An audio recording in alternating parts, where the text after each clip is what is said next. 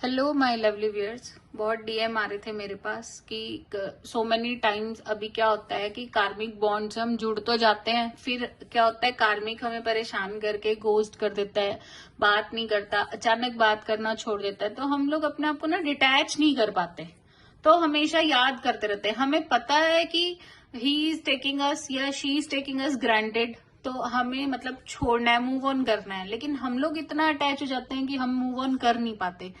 तो मैं आपके लिए ये वीडियो बना रही हूँ specially 8 ways to detach yourself from someone you love. जिससे भी आप प्यार करते हो, 8 ऐसी तरीके जिससे आप उनसे जल्दी से जल्दी डिटैच हो सको, कोशिश तो एटलीस्ट कर ही सको। डिटैच होना is not an easy process, लेकिन स्टिल मतलब हमें ट्राई तो करना ही पड़ेगा ना। जब हमें पता ही चल गया है कि सामने वाला हमें समझ ही नहीं रहा है, हमारी कोई वैल्यू नहीं कर रहा है, तो एटलीस्ट हम डिटैच होने की कोशिश तो करें ना। तो इसलिए तो सबसे पहले आपको क्या करना है, टेक सम स्पेस। मतलब आपको क्या है, जो भी लाइफ में चल रहा है हर चीज से एक स्पेस ले लो, थोड़ा सा अलग हो जाओ, कट जाओ सबसे, ठीक है। फिर आपको क्या करना है, सिट विद योर इमोशंस। सबसे पहले जो इमोशनली अपने आप को एनालाइज करो कि आप कर क्या रहे हो एग्जैक्टली मतलब उस कंडीशन पे आओ। आप क्या होते हो, अटैच हो जाते हो, फिर भूल नहीं पाते हो। उन चीजों को समझो कि हमारे साथ लाइफ में कोई कर क्या रहा है। जज करो किसी को कि जितना आप उसको दे रहे हो उतना आप एक्सेप्ट भी कर रहे हो, आपको मिल भी रहा है वैसा। तो अगर नहीं मिल रहा है तो अपने इमोशंस को कंप्लीटली जज करो कि you are on a wrong path. आपको क्लियर करो अपने आप को, ठीक है। फिर आपको क्या करना है, जब आप क्लियर हो गए तो आपको अपनी फीलिंग्स को रिलीज कर देना है कि हाँ, अब आपको जब समझ आ गया है कि he is not the person जिसके पीछे आप भाग रहे हो, तब आपको क्या करना है, अपनी फीलिंग्स रिलीज कर देनी चाहिए। एक बार को छोड़ देना चाहिए कि यूनिवर्स में कि हाँ ठीक, मुझे किसी भी चीज से अब कोई मतलब नहीं है। फिर आपको क्या करना है, फिर आपको लिखना है, एक जर्नल बनाना है। आपकी फीलिंग्स जो भी मन में चल रही है आप वो लिख सकते हो। अदरवाइज आप यूनिवर्स से कुछ डिमांड कर रहे हो, आप चाह रहे हो कि आप एक हैप्पी लाइफ जियो, आप चाह रहे हो मीन्स कि आप चाहते हो कि आप मतलब उससे हट के आप स्टडीज की तरफ ध्यान दो, कुछ भी वॉट एवर यू वॉन्ट, तो वो आप लिखना शुरू करो, अपनी फीलिंग्स को लिखो, ठीक है।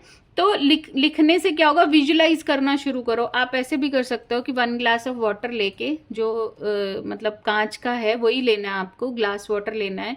फिर आपको क्या, वो सॉरी ग्लास लेना है जो कांच का लेना है आपको, उसमें वाटर लेना है हाफ मतलब, और उसमें विजुलाइज करना है आपको अपनी लाइफ को कि आप एक हैप्पी लाइफ जी रहे हो। तो ये भी चीज करनी है। दूसरा, आपको लिखते रहना। लिखने से क्या होगा कि आपका जो कॉन्शियस माइंड है ना, वो भी उन चीजों को भूलने लगेगा, मतलब थोड़ा थोड़ा आपको स्पेस मिलेगा उन चीजों से। फिर आपको नेक्स्ट क्या करना है, अगर आप फिर भी स्टिल परेशान हो, आपको लगता है कि डिटैच होना बहुत मुश्किल है, तो टॉक टू अ कोच। उसमें ये जरूरी नहीं है कि आपको साइकोलॉजिकल पर्सन के पास ही जाना है, कहीं एक्सपर्ट के पास जाना है। आप किसी सीनियर से, बड़े से, मैच्योर फ्रेंड से आप बात कर सकते हो, ठीक है। आप बात करना बहुत ज्यादा जरूरी है कि ये चीजें आपके सामने है, ये चीज आप कर रहे हो, दूसरा आपके साथ रिवर्ट में ये कर रहा है, तो मुझे क्या करना चाहिए, so that you will get clarity. अकेले अकेले परेशान कभी भी नहीं होना है, क्योंकि फिर डिप्रेसिव थॉट्स ही आते हैं, वो आपको नहीं लाने हैं। फिर आपको नेक्स्ट क्या करना है, invest your love and energy back to you.